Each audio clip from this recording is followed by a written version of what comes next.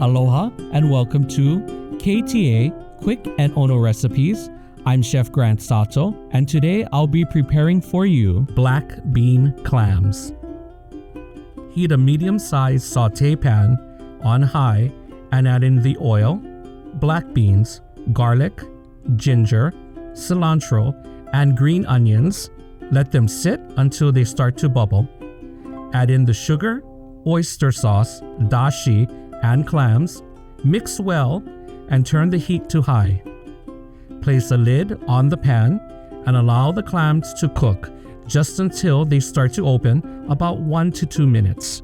Thicken with a potato starch slurry.